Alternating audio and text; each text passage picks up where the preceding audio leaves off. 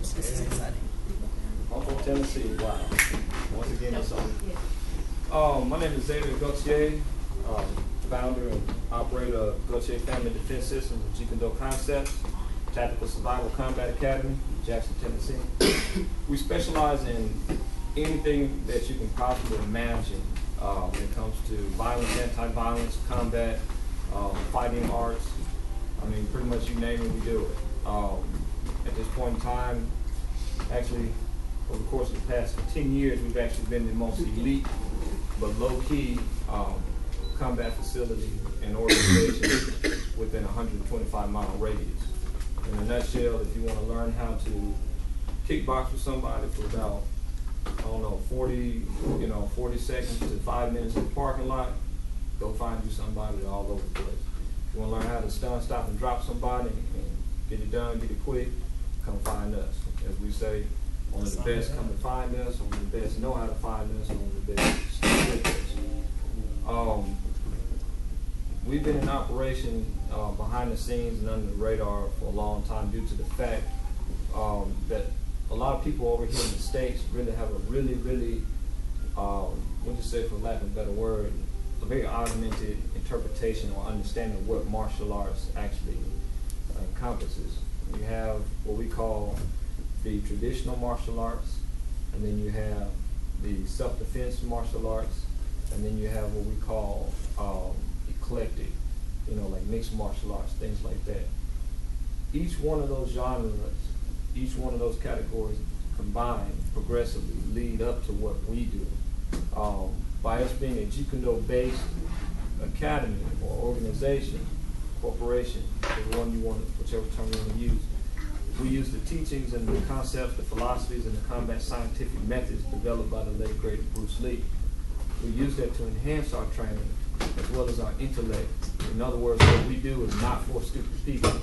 Primary example, you can go to, let's say, a community college or national or internationally acclaimed college in the United States. You can go to, let's say Union University, or just take a pick.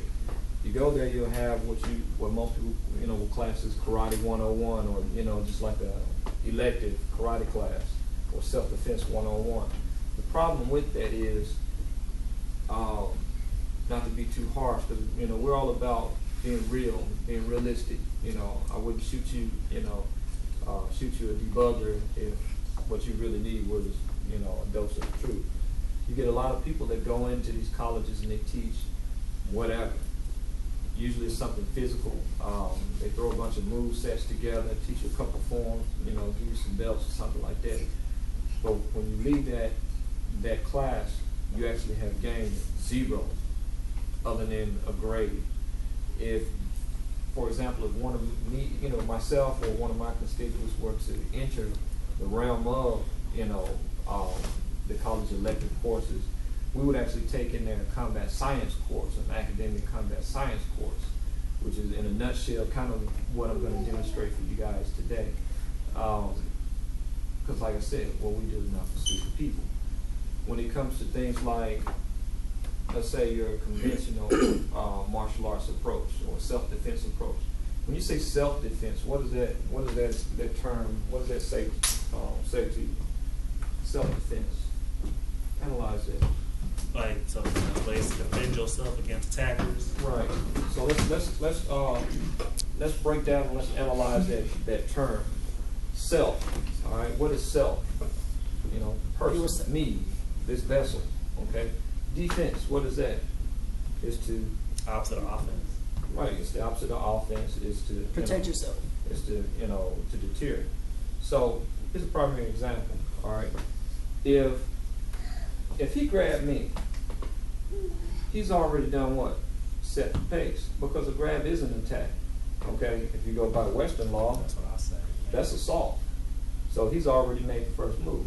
So by the time I do this, things like this, or going to Onikodaki, or any type of locking sequence, he's already set the pace. So the time that he grabs, I have a neurological reflex problem, first of all. And depending on how I train, is going to determine how I bang. because you bang the one that you train. So he grabs here. I do something like this. He may pull and punch. All right. He may pull and, you know, just do something just really goofy. I may go to do this. I'm preoccupied, and he just takes my back, and then we enter the realm of grappling. All right. But in a more simplistic term or simplistic state, if he grabs this, I grab that. He hits with that. Yeah, that's what I was. So, you know, all my karate moves just got knocked out of my, you know, milk crate, so to speak. So, the thing about it is to understand the most economic and most direct route to defuse a situation, and that is to intercept. Okay? Jeet Kune Do is a Cantonese term, way of the intercepting fish by our English sentence structure. But if you translate it literally, Jeet means to stop or intercept. Kin is the Chinese word for, Cantonese word for fist or punch. And then Do is actually a Japanese word. Bruce chose a Japanese word to show unification of culture. But in true Chinese, we say Jeet Kune Do. All right, so if I'm in an altercation, depending on how I learn, the environment I learned in, it's going to determine how I react or respond. Most people learn to react, not respond. What's the difference between reaction and response? Anybody know? Can you ask that question one more time? What is the difference between reaction and response, or react and respond? Whenever you react, it's without thinking. When you respond to it, you focus on what they're doing and you counter it. Right. So in simple terms, reaction is uncalculated, it's animalistic, it's instinctual. Response is calculated as well as instinctual. So the analogy that we use is kind of like, let's take a 1932 deputy sheriff, you know, in the boondocks. She makes a call. Abner, somebody, you know, swinging around my backyard. Can you come over here and check it out? And usually they come over there, guns already out, don't know what they're looking for. First thing moves, they shoot at it, we'll shoot it. Okay, they'll scream, kick the door in, bust in there, and they start screaming back, where are you, what are you doing, et cetera, et cetera. So then we go to 2012 LAPD. All right, let's say you get a call. All units, this is Central JSCC, multiple SWAT units needed, code 3 on the stand in Adelaide. All right, that code will give you a general idea of what that officer is walking into. Gives you a lot of different variables. So you know whether to go with pepper spray, chemical weapon, impact weapon, edged weapon, or ballistic weapon, or just have a flashlight, or just say, hey man, you can move your car. Okay? So that's the difference between reaction and response.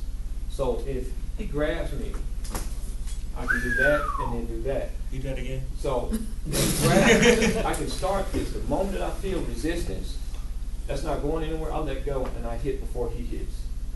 But I still semi-let him set that pace. If he grabs here, boom, I hit him as I counter. All right? If he goes to grab, I intercept him. Okay?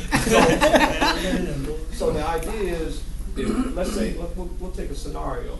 If I know I'm in a situation, I'm on the verge of a heated lockdown battle. I mean, red knuckle, heated red knuckle shuffle. So if he's sitting here talking, I'm watching his mannerisms, I'm reading his body language. For me to stand here like this is ridiculous. Or for me to stand here like this is ridiculous. Because all of you all are watching this. He's running that mouth, I'm running my mouth. So we use what Bruce Lee called a passive bajong, which is a position that looks like this. I just stand there looking like I'm just dumb as hell, basically. So the moment he does anything, I tag him and I move. Heck if he yeah. drops, I'm like, I don't know. I walk on. So, but a lot of people, they'll teach the aspect of, let's say he shoves me, and I'll take up a fighting posture. So I already know I have a fight. Now everybody that's watching this, they just see two dudes about to engage. But in order for me to assemble my witnesses properly and protect myself legally, if my hands are already up, I don't have to put up some kind of prehensive defense. Mm-hmm. So I'm reading his body language. I see the movement. He flinches. bang, I intercept his emotional intentions. Mm-hmm. He goes halfway through that punch. Boom. I hit him during the setup or the initiation of that punch. He initiates that punch. And then I go and I cover and I recounter. So what we do is we try to change the fighting terminology or vocabulary that people say from things like he throws a jab, block to counter. All right? Things like stance, okay, to things like he moves, to footwork. All right? Things like, dogmatic, to just all-out guerrilla warfare, okay?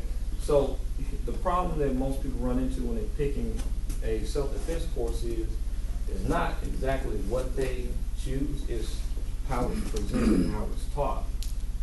Primary example. As he grabs my hand, I do grab his hand and I rotate it, locking his wrist. I spin him up. Go ahead and down. And as you move your shoulder back. All right, so the problem is, when we get in an actual scenario, he's yelling, screaming, and cussing, so I'm already in the adrenal state, so my heart rate is up. By me being in the adrenal state, my responses turn into reactions, so I'm in a reactive state. I'm very fragile, very timid. I don't know what to expect. What is the cause of fear? You don't know. All right, fear is debilitating. Okay, it sends you into a state of insanity. All right, most people don't even know what the actual word insanity is.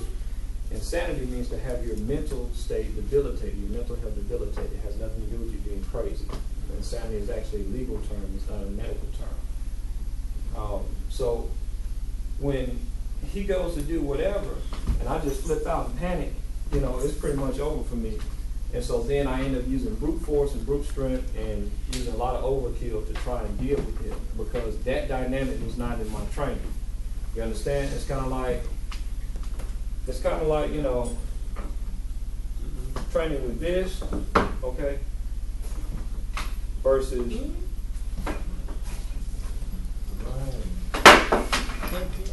training